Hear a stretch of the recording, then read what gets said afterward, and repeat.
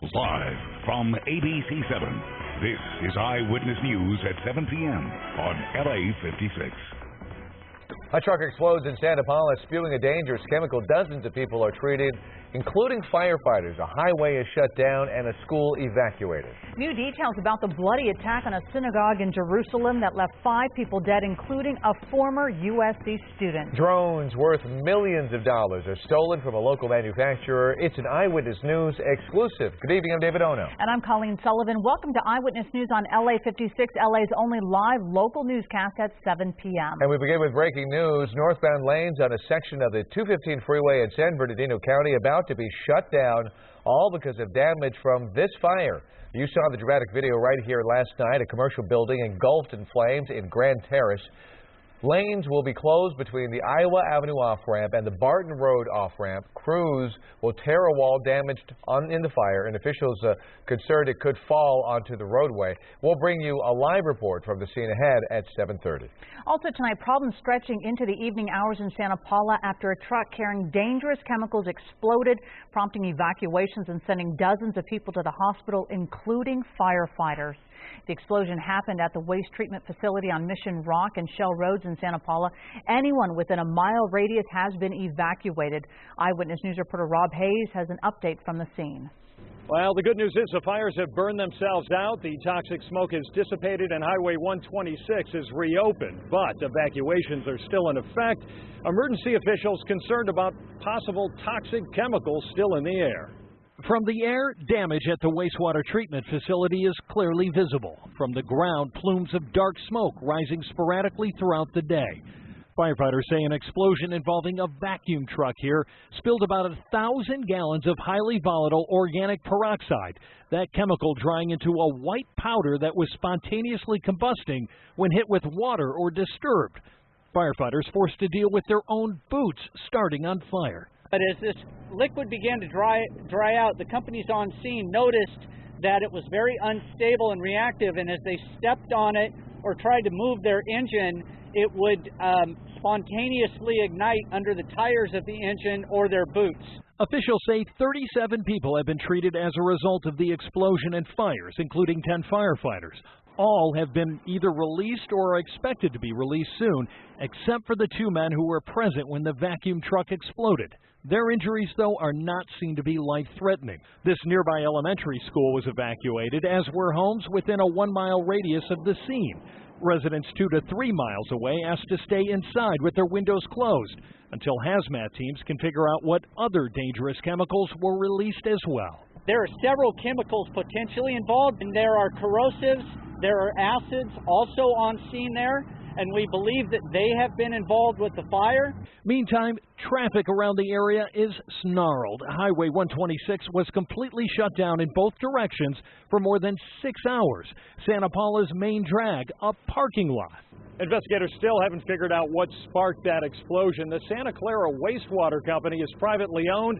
That means officials from Cal OSHA and the EPA will be joining the investigation to determine if any laws may have been broken. In Santa Paula, Rob Hayes, ABC7 Eyewitness News.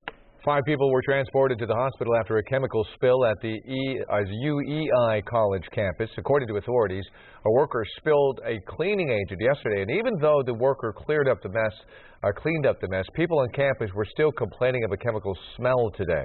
About 100 students were evacuated and classes were canceled for the day. The 5 people transported are all said to have non-life-threatening injuries.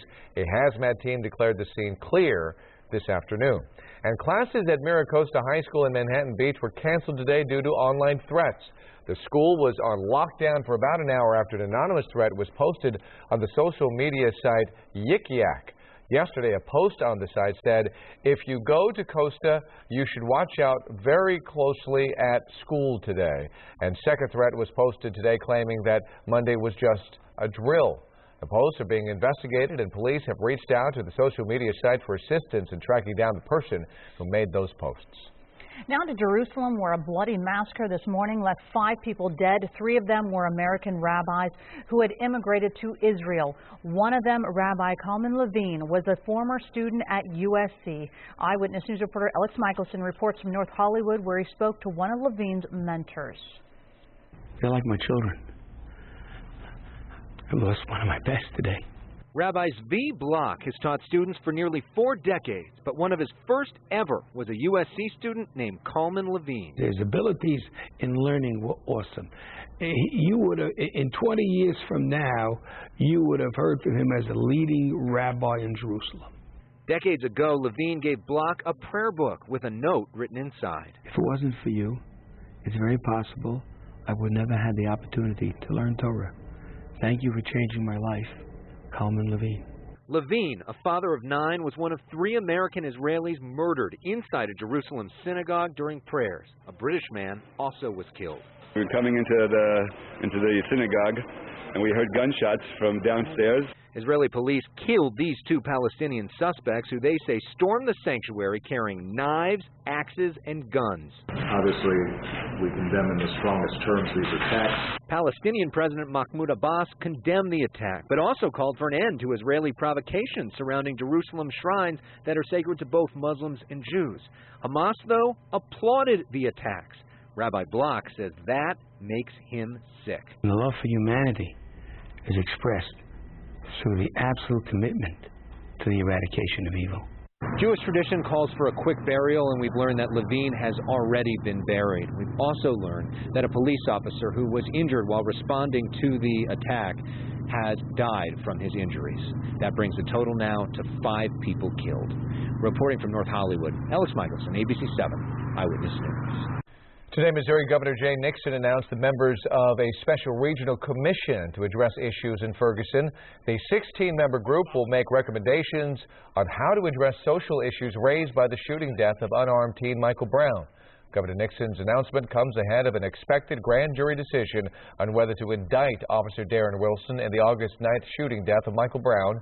LAPD Chief Charlie Beck says his officers are ready to respond if there is some unrest here in Los Angeles. We will facilitate lawful demonstration just as we always do. But, we will not and cannot condone violence or vandalism. We want to help people to express their opinions, but we want them to do it lawfully. Chief Beck says he will do everything he can to ensure the safety of the city. A 26-year-old alleged gang member has pleaded not guilty in the murder of a former soldier. Jerry Carmona entered his plea yesterday. He, along with Vincent Estrada, are accused of shooting and killing Francisco Garcia as he was leaving a party at his girlfriend's house. No word yet on a possible motive for the shooting. Carmona and Estrada are set to return to court for a preliminary hearing December 18th. If convicted, they could each get life in prison. The Keystone Pipeline bill goes down to defeat in the U.S. Senate by 1 vote. Republicans are vowing to try again when they control both houses of Congress in January. All 45 Senate Republicans supported the bill. They were joined by 14 Democrats and independents.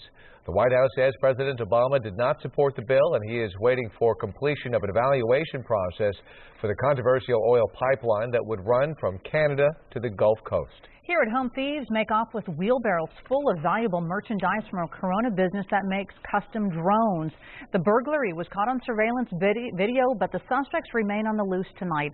Eyewitness News reporter Greg Lee spoke to the owners and has this exclusive story.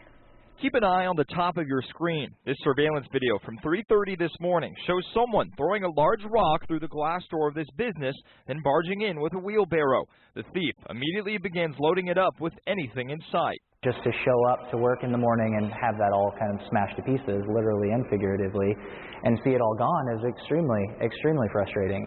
The thief broke into PMG Companies in Corona, a developer and manufacturer of custom drones, ranging from personal use to high-end professional filmmaking. After loading up, he breaks down the other door, then leaves. 8 minutes later, he comes back for the biggest drone. After fumbling with it for several minutes, the suspect just decides to carry it out. The owners estimate a loss of about $500,000 and countless man-hours. The large drone alone took 8 months of work. 22-inch octocopter that we just released within the last few weeks. It's really top of the line on the market. Officers spent the afternoon looking for evidence and actually found the damaged octocopter in a nearby parking lot. Despite added security measures, this is the third time this year burglars have hit this business. Employees say they won't let the crime stop them from their work. We have to rebuild and we have to push forward and we have to do everything that we can to be a stronger company as a result of this and make sure it doesn't happen again. You can see the plywood this company put up to deal with this burglary today. If you have any info on the suspect or suspects involved, you're asked to call Corona PD. Reporting in Corona, Greg Lee, ABC7, Eyewitness News. And some cooler weather already moving in, but now there's a possibility we could be talking some rain. Let's check in with meteorologist Jonathan Novak. Possibility, not probability, but possibility. Yeah, we're hoping for it. Right now, you see on the left side of your screen some of the shower activity entering the picture. Not expected to reach Southern California, but this is only one chance that is entering the state over the next 5 days. This is, though, associated with the cold front that will cool things down as we head into the next couple of days. Right now, some rain stretching up towards San Francisco, up to Chico, and their shower activity is expected in their forecast for this event, this particular cold front. For us, we'll see the temperatures drop. Right now, actually a pretty clear demarcation here between the cold air and the sort of mild temperatures here. 64 in LA, 43 Wrightwood, and 54 up in Palmdale. 65 in Van Nuys. Kind of really goes with that offshore flow that we always talk about, the cooler air up here in the high desert and the mountains, and then it warms down as it heads down the slope. So that's kind of an indication of that. But things are changing. With the cold front that you just saw on the Doppler, that's going to be heading through. It's going to cool things down tomorrow a little bit. Tomorrow will be the first of a little bit of a drop. 73 only for a high. I say that because we were near 80 today. Details on the cool down and the next rain chance coming up in the 7 day. All right, Jonathan, thank you. Yep. Tonight, federal authorities are calling for that massive airbag recall to be expanded by millions. There are 7.8 million airbags currently recalled. Now the call for the recall to go coast to coast. And tonight, an ABC News investigation, how many of those recalled airbags are in vehicles up for sale on used car lots. Here's ABC's Gio Benitez. When 29-year-old Stephanie Erdman got into a car accident last year, it was the airbag that she says caused the most damage. It's supposed to protect me. It's supposed to help me in a crash. She says this piece of twisted metal shot out of the airbag and into her face. I had a massive strike on my right side. Her car is one of about 8 million subject to an airbag recall, and some of those are now for sale in used car lots. So we wanted to see what used car dealers tell customers about this potential danger. In 3 states, out of 9 dealers, only 1 checked on the spot. And the customer just wanted to have a recall. But this salesman, he says this SUV has no recall for the airbags. But you can tell me that there's no recall on this one. There's no recall on this one. Not for the airbags. Not for the airbags. Wrong. So we made a return visit. So listen, you told Jerry that this didn't have a recall, but it does. It does? Yeah. Roberto says it's not his fault, it's the manufacturer's. Do you feel any responsibility for the kinds of cars that you're selling, though? Because of course, yes. We need somebody to let us know, and that person is the company, the manufacturer. The problem is recall letters go to the registered owner, and the dealer hadn't registered this SUV. The owner told us, quote, "We are not required by law to check for recalls." And you know what? He's right.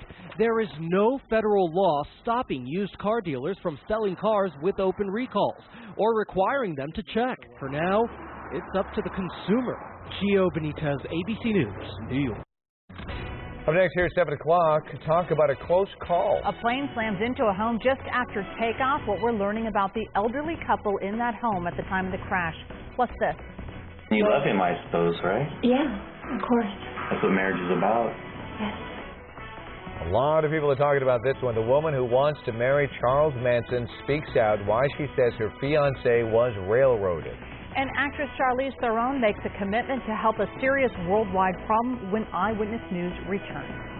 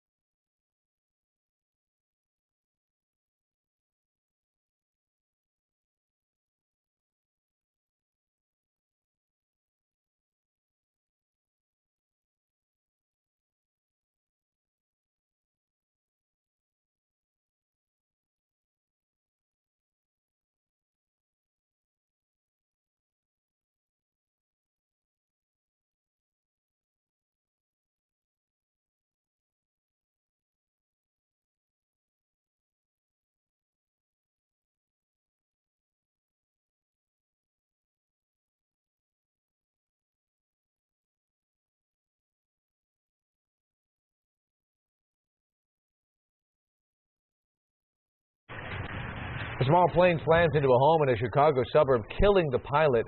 The twin-engine cargo plane slammed into the house just after takeoff around 2:30 this morning. It punched through the living room of the brick home, leaving the tail sticking out. Fire officials say an elderly couple was asleep in their bedroom, just about 8 inches away from the wreckage. A neighbor helped them to safety. Investigators are looking into the cause of the crash, but the pilot had reported engine trouble shortly before the plane went down. Now to a startling story we first brought you last night right here on Eyewitness News at 7 on LA56. Convicted mass murderer Charles Manson, now 80 years old, plans to marry a woman who is all of 26 years old. She says she's in love with him. ABC's Brandy Hitt has more on this bizarre love story. Everybody knows the name Charles Manson. Notorious mass murderer Charles Manson is apparently ready to walk down the aisle with this woman, 26-year-old Star Burton, after obtaining a marriage license behind bars this month. He's a completely different person than the things that you see on TV. Star, whose real name in this YouTube video is Afton Burton, says she's in love with a serial killer. I'm a convict. I'm an outlaw. I'm a rebel. 54 years younger than Manson, she was born long after the horrific 1969 murders of actress Sharon Tate and 6 others, and hopes that by marrying Manson, she can help exonerate him. It's so obvious that Charles Manson was railroaded. At one point, even carving an X into her forehead, similar to the infamous swastika in his. These women have particular needs from these guys on death row that they get. They can mother them, and you add to that the whole fantasy about why they are there. Burton says their wedding will be an intimate ceremony, but this marriage will not be consummated because no conjugal visits are allowed. California prisons designate a marriage coordinator for each wedding, and up to 10 guests who are not inmates can attend. Burton and Manson could be married as early as next month. Brandy Hitt, ABC7 Eyewitness News. Moving on to weather, it's beginning to feel a lot like winter after an Arctic blast drops temperatures to below freezing in 49 out of 50 states today. In Buffalo, New York, most of the area remains under a lake effect snow warning through tomorrow morning. Officials say they have tens of thousands of tons of salt ready for the roads, and they have new snow clearing equipment, and some trucks are coming in from Albany and Syracuse to help clear the roads. Oof, no fun. I went to college in Syracuse. I lived there for 4 years. Not fun. Oh, that lake effect snow. Well, 2 feet of snow. We watch it on TV and we feel sorry. But I know. we're so lucky. Yeah. If you've never been in 2 feet of snow, you're lucky. You're very lucky. We have nice weather. Today we were near 80 degrees in Los Angeles, but we've got some cool weather. Maybe, and we would love some wet weather, but chances are kind of slim. They're there, but they're kind of slim. Hey, did you notice, guys, the high clouds that streamed in earlier today? That's ahead of the cold front that's going to cool us down and kind of bring some changes over the next few days, and that's a nice time lapse there showing that from Angeles National Forest. We were just talking about Buffalo. Let's take a look at that live Meganopera 7000 HD, see what's on the scope. We're dry. No green on the screen except off to the left portion of your screen at home, and that's the cold front. Rain associated with it. It's not going to reach us. We're not looking for rain for this cold front. Maybe for one going into Thursday, Friday. But this one's going to just cool us down, bring some rain up to portions of Northern California. They need it. We need it. We all need it. Let's head over just to the Midwest and up to the Northeast, and you see that lake effect snow. What happens is you get that really cold air from Canada sliding down over the Great Lakes and then picking up the moisture, falls down as snow. And you can really see that kind of streaking along there. Really cool to see that. So yeah, not cool for them. They've got plenty of snow and cold weather to contend with an Arctic chill. But for us, it was 77 today in downtown Los Angeles. Normally, we're at 72. We'll be closer to 72 tomorrow as we begin our cooling trend. 63 at the coast, heading over to LAX. And other temperatures around the area, we're mainly in the 60s if you're from Ontario to Riverside and Temecula, all the way to the coast and up to Oxnard and Ojai. It's a mild night. We'll see temperatures get in check tomorrow because of this. You see this little dip right here? That's a trough of low pressure, and that's a cold front associated with that larger atmospheric feature we call that trough of low pressure. So that system's going to move to the east, and that's going to cool us down. It'll bring rain to portions of Northern California tomorrow. It'll cool us down, and the next one will be Thursday and a Friday. We won't get rain with this one, but watch Thursday and a Friday. You'll see shower activity enter the top left of your screen. That could bring a chance. We're only looking at 20 to 30% for Southern California. Nevertheless, in the next couple of days, we're seeing high surf as a result of these onshore winds. So surf, we're looking 5 to 8 feet because of this west swell. And on top of that, cooler weather and a bit breezy as you go through Thursday in that 7-day forecast. Let's check it out for LA Metro and Orange County. The rain's holding off for this first front. You see the cool down there, 73. Cooler Thursday and Friday into the 60s. Chance of rain early Friday. Beautiful weekend ahead. Valleys, IE, similar story, lower 70s, partly cloudy. And then Friday morning, chance of rain 20%. The weekend's looking good, thumbs up, right around 70 degrees. The beaches, we have you guys in the forecast now, and it looks very nice for a couple of days, except for some morning clouds. Chance of rain 30% on Friday morning. The mountains, you have a chance of some showers, no snow, but showers on Friday, 43 for a high on Friday. And then the high desert, you're cooling down to the lower 60s by Friday. So guys, we have a system will cool us down. The next one, slight chance of rain, and then a great weekend ahead. Jonathan, thank you. You're welcome. Oscar winner and AIDS activist Charlize Theron is calling for an adoption of a new set of targets to bolster efforts to end the disease. Theron was part of a presentation today in Westwood that calls for a fast-track strategy that aims to significantly cut the number of new HIV infections through education. The fastest growing demographic to contract the disease is adolescents, a group Theron says continues to fall through the cracks when it comes to prevention. I truly believe, and I think the only thing that allows me to keep doing this is that I really believe that if we can actually crack that one, that we can actually stop AIDS.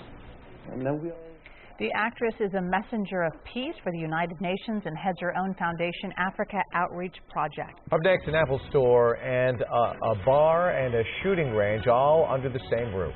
Plus, take a look at this wild video how a police officer escaped with his life. And feds rounding up phone scammers accused of bullying thousands of victims into paying debts they didn't even owe.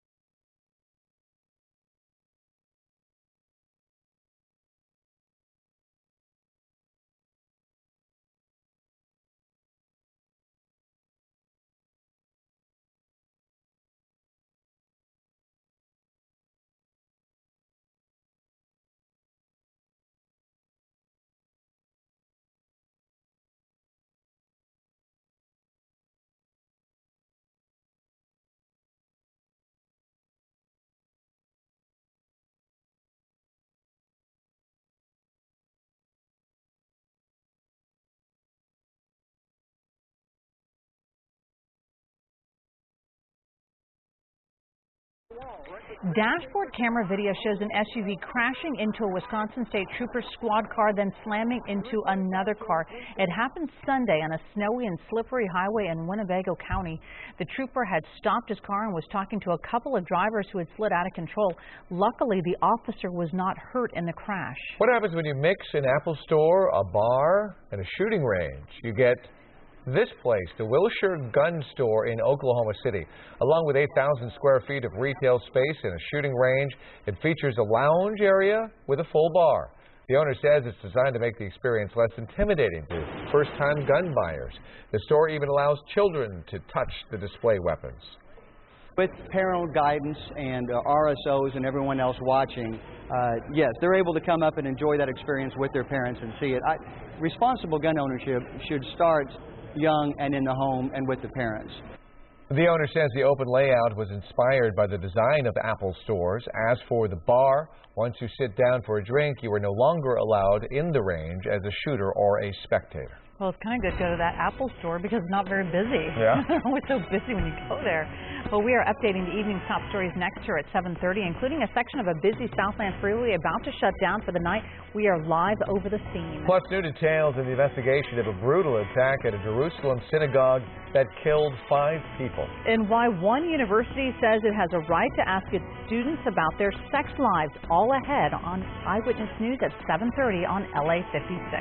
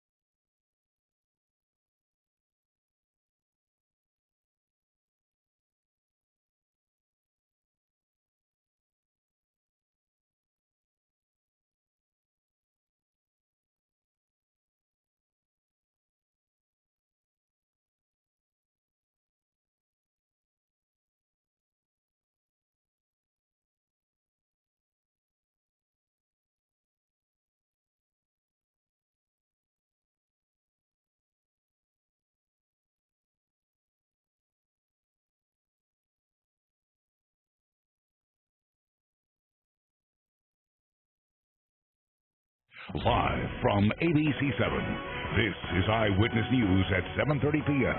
on LA56. Our top story at 7:30, a truck carrying dangerous chemicals explodes in Santa Paula, prompting evacuations and sending dozens of people to the hospital. I'm Colleen Sullivan. Now, David Ona, this is Eyewitness News on LA56, LA's only live local newscast at 7:30 p.m. The explosion happened at a waste treatment facility on Mission Rock and Shell Roads in Santa Paula. Firefighters say a vacuum truck spilled about 1,000 gallons of highly volatile organic peroxide, which spontaneously combusts when it hit with water or is disturbed. 37 people have been treated as a result of the explosion and fires, including 10 firefighters. In Corona, thieves make off with a wheelbarrow full of valuable merchandise from a business that makes custom drones. The burglary was caught on surveillance video around 3:30 this morning, but the suspects are still on the loose. The owners estimate a loss of about $500,000. If you have any information on this case, you are asked to call Corona Police. We have breaking news. A section of the 215 freeway in San Bernardino County about to be shut down for a big construction project. Bill Thomas is overhead in Air 7 HD. Bill? Yeah, the closure is going to start at 7:55. David, the demolition of this building begins at 8:25, and hopefully the freeway opens at 11. As the 215 freeway at Barton Road and Grand Terrace, Caltrans officials, they tell us all northbound lanes are going to shut down between Iowa Avenue and the Barton Road off-ramp. Right now, just the right lane and the off-ramp are blocked. Here's what's up, trying to keep commuters safe here. This is that building that went up in flames yesterday afternoon. You can see the braces in place right now, holding up the north-facing wall. The wall on your right, that's the west-facing wall. It's beginning to separate right now, and before that collapses onto the Barton Road off-ramp, they want to pull in here and bring it down manually. So the right lane and the off-ramp right now are taken away. Here's some video we shot yesterday afternoon when this thing was going up in flames. That was a massive structure fire. The San Bernardino County Fire Department, they pulled in very large numbers. They were able to knock that down. Took quite a while. They went into defensive mode. They actually had to come off the building, pull out of the building, surround it, put the flames out, and fortunately, even though that building is a complete loss, back to our live shot now, there were no injuries reported. Here's the 215 freeway, northbound lanes coming at you. That full closure in place at about 7:55. Another 20 more minutes. As bad as the commute is now, it's only going to get worse, so plan accordingly and steer clear of the 215 through Grand Terrace and San Bernardino. Reporting live from Air 7 HD, I'm Bill Thomas, ABC7 Eyewitness News. All right, Bill, thank you very much. A tough situation for drivers there tonight. Jerusalem is on edge tonight after a terror attack leaves 5 people, including 3 Americans, dead. ABC's Terry Moran takes us inside the synagogue where the violence took place, and a warning to viewers, some of these images are very graphic. The unimaginable scene unfolding in just 7 minutes. A shootout at a Jerusalem synagogue. We came to pray this morning. We were coming into the synagogue, and we heard gunshots from downstairs. Heard 1 shot, 2 shots, and then a flurry of shots. We all ran out. Inside, a grisly horror. Blood everywhere, on the floor, on the sacred books. When we arrived later, we were taken inside to the scene. Eyewitnesses tell us that the 2 attackers burst into this room while about 30 people were praying this morning. The first assailant had a gun and started shooting people. The second was armed with the butcher's knife or cleaver, and he hacked away at the wound. There's a bullet hole? They showed us the bullet holes, one piercing the wall where the sacred Torah is kept, another tearing through the spine of a Bible, its pages ripped apart. Both attackers, Palestinian cousins from East Jerusalem, shot dead by police, who quickly moved to secure nearby buildings. The wounded rushed to the hospital. 5 were killed here today, thousands turning out for their funerals this afternoon. Among the dead, 3 American-born Israelis. Moshe Tversky, the son and grandson of renowned Boston rabbis. Aryeh Kupinski, father of 5. And Kalman Levine, his son, released a statement. Father, you were saying your prayers when your soul left your body. And again, that was Terry Moran reporting. Israeli Prime Minister Benjamin Netanyahu has vowed a harsh response to this attack, already ordering the demolition of the homes of the attackers. Truck drivers at the ports of Los Angeles and Long Beach expanded their strike today to rail yards that dispatch cargo to and from warehouses and distribution centers. Drivers picketed the Union Pacific Railroad Truck Processing Center at Commerce this morning in their ongoing strike, which began last week. The truckers say they are improperly classified as contractors rather than full-time employees. They say it's resulted in no benefits and unfair wage deductions. At the end of the week, they get deducted all their bosses' business expenses from their paychecks, like the cost of fuel, the cost of insurance, the cost to lease the truck. These truck drivers at the end of the week might end up with $100, $200. Some weeks they even come back with a negative paycheck. The firms are not commenting on the strike. There was a small gathering on the steps of LA City Hall to protest what they call wage theft crisis. Organizers call themselves the LA Coalition Against Wage Theft. Demonstrators are angry at employers who fail to honor wage and hour regulations. They also are mad at the LA City Council. The council was considering a wage and hour ordinance. However, the council missed the deadline for taking action. And UC students across the state today rallied and marched in protest of proposed tuition hikes. These are pictures from demonstrations at UCLA. Students held signs reading, "Fund our future, not your paycheck."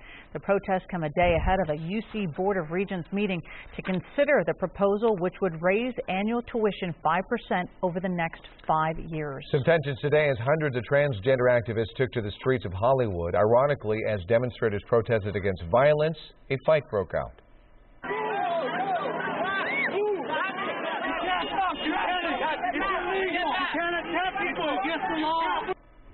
The confrontation was over demonstrators blocking the intersection. The protest was part of what members of the transgender community are calling the National Day of Action, focusing on hate crimes and deadly violence against transgender people across the country.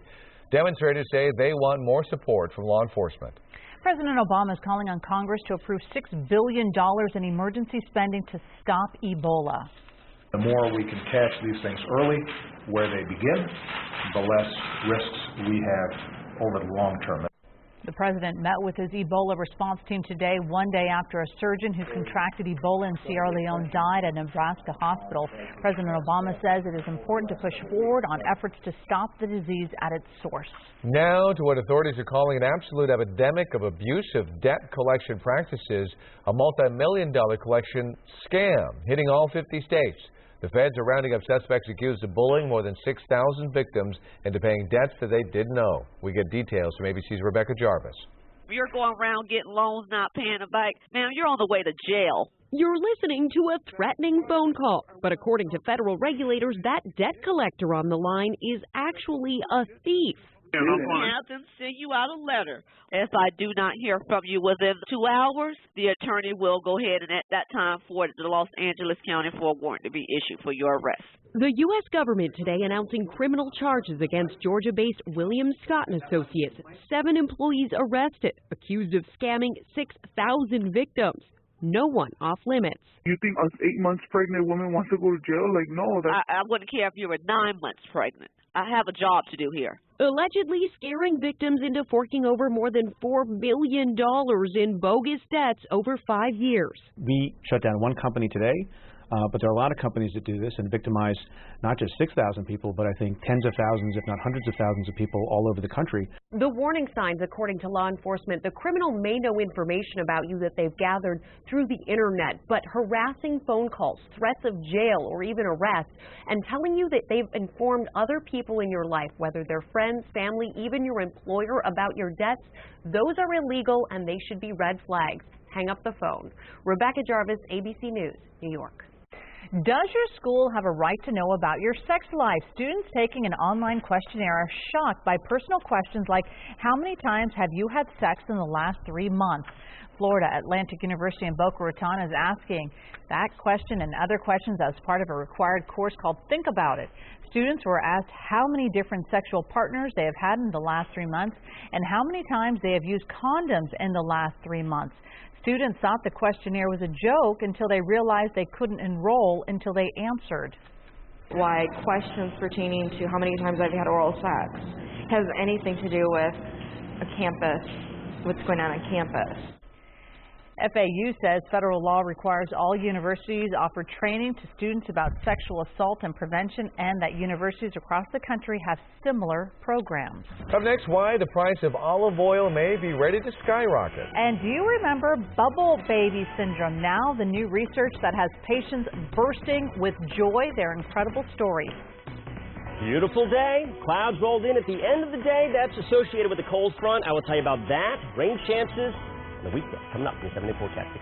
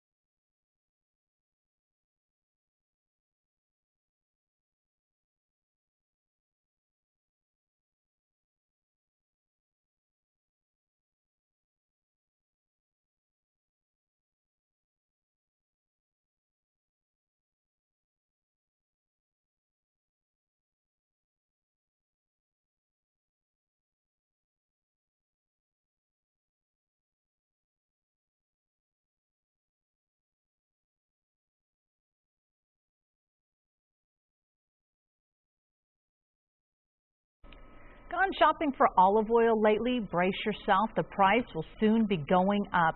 Olive crops in Portugal, Spain, France, and Italy are all in trouble. Growers say they're getting a 1-2 punch from the weather and insect infestation. Call it the perfect storm. Growers say spring was too hot, summer too cool, and now they're getting too much rain. The bugs love it, but no one else.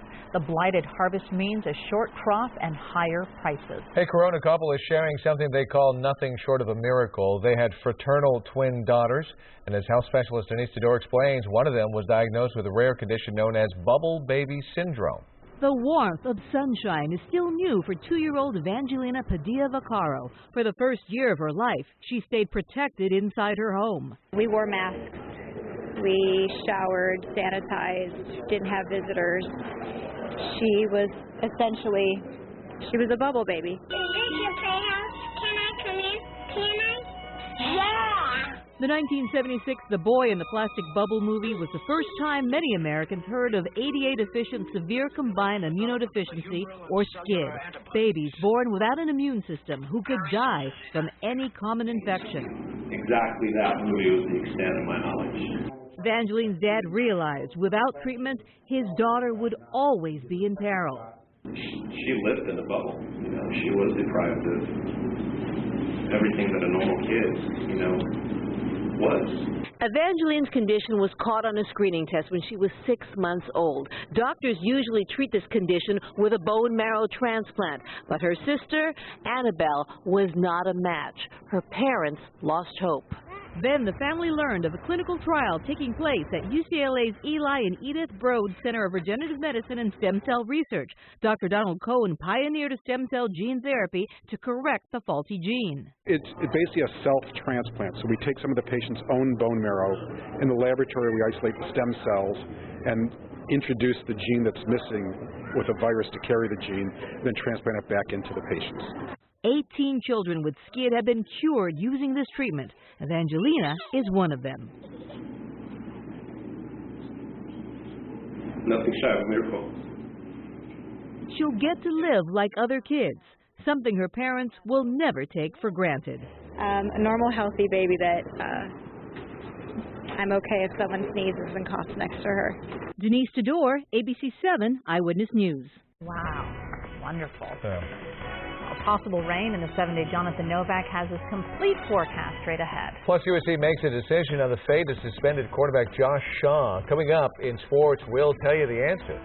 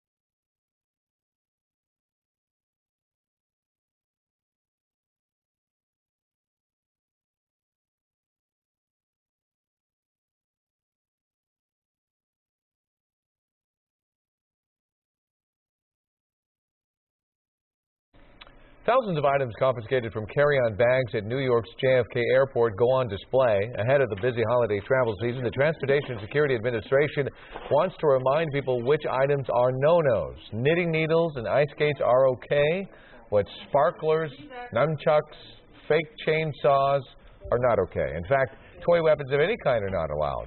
Some items can go into checked bags, but not carry-ons, so be sure to check the TSA website before you head to the airport. U.S. Marines heading overseas get a Thanksgiving send-off at LAX at the Bob Hope USO. The 250 Marines have just completed their training camp at Camp Pendleton. They won't be home for the holidays, so today they had a Thanksgiving feast with Dodgers great Tommy Lasorda on the serving line. The dinner for the Marines also featured live entertainment. All right, let's talk to Jonathan Novak about our weather. Three fronts we're talking about. One of them will give us some rain, potentially. Really? We like that. Yeah, we would love all three to bring us some showers, but we're just south of where the rain's going to be for this first one, but cooler weather as a result. So today, upper 70s in LA. It's above average. It was a nice day, but, you know, fall. When are you just going to pack your bags for the long haul and stick around? You keep checking out. And we've had this warm weather, but it is going to be cooling back down to where we should be for tomorrow and especially into the latter half of the forecast. Right now, rain is to the north and to the west of us. Live Megadoppler 7000 HD showing a dry picture here. Showers, light to maybe some moderate activity around Chico, and then down south, some rain approaching from the west, southwest, really to the northeast, San Francisco. So that rain will not reach us. We're looking for additional cloud cover, cooler weather. That's it for tomorrow. Okay, it won't be a bad one actually. It's going to be nice, but we would love some. We've been saying it's a broken record by now, broken, but we need some rain. 77 was our high today in downtown LA. 72 is the normal. So above average. We'll be right around 72, 73 tomorrow. Temperature starting to decrease, and then we really cool down heading into Thursday, Friday. 63 right now in Riverside. Light winds. Burbank 63. Humidity has gone up a little bit as that onshore flow has started to come back. It's really going to kick in tomorrow. In the meantime, it's been warm for most of the inland areas up until you reach the mountains, because that's where that cold air slides down, and we've had that warming air as those winds have come down the slopes, and we've had above average conditions for those temperatures. So we're looking to this front to cool us down. It's just off to the west. You see the rain associated with it that I just showed you on the Doppler. As this front progresses to the east, the southern portion of it will wash out. No rain from it. But let me show you what happens going into Thursday and Friday. So this is Wednesday morning. There's some energy. We just don't have enough kick to it, enough moisture in the area to really squeeze out anything from this first front.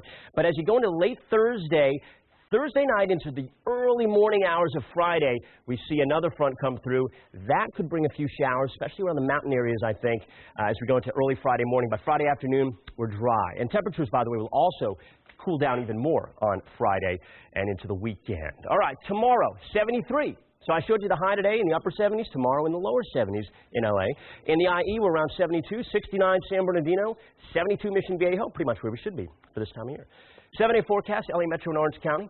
Tomorrow, 73, and morning clouds, afternoon sun. Thursday, Friday, cloudier, cooler, and a late chance of rain late Thursday, early Friday. And then it's dry. The weekend is cool, right around 70 or so, and nice. Valley's IE are at 73 tomorrow, and then 68 on Thursday, Friday, with, again, the same thing. Late chance Thursday night into early Friday morning. Nice weekend ahead. By the way, we're all warming up a little bit here Monday and Tuesday next week, but until then, the beaches are right around 68 degrees or so. A slight chance of rain, 30% on Friday morning. The weekend's nice, 70. The weekend is nice. That's like the two words we all, weekend nice. And then the mountains, a few showers really on Friday. Weekend nice, 50 or so, and then next week you guys are down around 48 degrees. So we're hoping, guys, for some rain, but chances are only slim on Friday, and that's about it. All right. Thank you, Jonathan. You're welcome. Last year's 55-loss Laker team didn't take home loss number 10 on the year until December 8th. Coming into Atlanta, the Purple and Gold sat at 1-9 on the year, but aided by the return of Nick Young, LA took home a 114-109 win against the Hawks, and full highlights are coming up on Eyewitness News at 11 p.m. Late today, suspended USC cornerback Josh Shaw was reinstated to the football team, but it's not known whether he'll be back at practice or play in this weekend's city championship. The Trojans desperately need a win against their crosstown rivals this weekend if they want a chance to win the Pac-10 title game, but it'll be tough as they try to snap a 3-game slide to UCLA. It's gone back and forth for a while, and like I've said, they got us last year, so there's going to be a lot of energy in the Rose Bowl this weekend, and I'm excited. It's going to be fun. It's going to be a great atmosphere. It wouldn't be a rivalry if it was dominant by one side the whole time, I think that's part of rivalries. That's what makes rivalries great. If it didn't, then it wouldn't really be a rivalry, quite honestly. So I'm really more focused on, how we practiced today, which was really good. I was proud of the guys. And you can catch the City Championship on ABC7 and the Watch ABC app. Coverage begins at 5 p.m. Following the game, another installment of the Sports Zone. Rob Fukuzaki will be joined by Rodney Peete and Mike Sherrard to break down the game. Kurt Sandoval will have live locker room interviews. Soccer now in Dublin as the U.S. takes on Ireland in a friendly, the final match of the year for the U.S. soccer team. The U.S. ties the game at 1 when Josie Altidore passes to Chris Wondolowski, who heads it to Mix Durstrud for the goal. But not much went right after the U.S. for the U.S. after that. James McLean put Ireland in front 3-1, and then they scored another goal to finish off the U.S. at 4-1. A crowd of 33,000 saw the game today in Dublin. The U.S. played without Clint Dempsey, Tim Howard, and Michael Bradley. NCAA hoops, Viejas Arena down the I-5 was rocking today as SDSU welcomed Utah. J.J. O'Brien having a rough afternoon, shooting a Kobe-like 3 of 10. But this tip shot puts the Aztecs up 38-31 with just under 5 to go. And why is that important? Because the Aztecs have won 122 straight games when leading with under 5. But Utah nearly capped off the improbable comeback, draining 3 triples in the final 2 minutes. But DeLon Wright can't connect late, and the Utes turn it over after getting the offensive board. San Diego State gets the win, 53-49. And more news straight ahead here at 7:30 and ahead tonight on Eyewitness News at 11 on ABC7. Is the airbag in your car safe? New details about a potential new recall that could affect millions of drivers. Plus, it is considered one of the greatest prison movies of all time. Why the cast of Shawshank Redemption is getting back together. These stories and all the late-breaking news on Southern California's #1 late newscast, Eyewitness News at 11 on ABC7.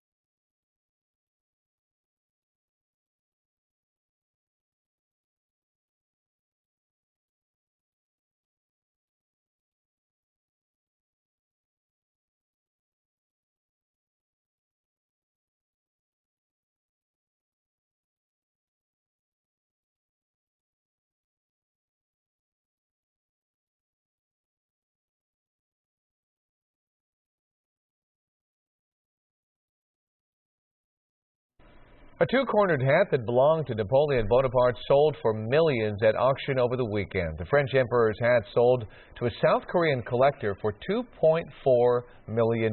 It was only expected to sell for $500,000. Monaco's royal family auctioned off the hat and several other Bonaparte items to raise money for palace renovations. And here's a fun fact. Auction officials say Napoleon wore his hats sideways rather than with the points facing front and back so that he could be easily spotted on the battlefield. According to Guinness World Records, the tallest ever human baby ever was 30 inches, but he had nothing on a baby giraffe. Look at see the baby? Oh, yeah, I see it. Adorable. This is Buttercup, who was just born a few days ago at the Santa Barbara Zoo. He's already nearly 200 pounds and over 6 feet tall. The young calf made his public debut yesterday, and soon he'll have a playmate. The zoo's expecting another giraffe baby in March. Giraffe explosion out there. Thanks for joining us for Eyewitness News at 7:30 on LA56. Law and Order SVU is coming up next. Good night.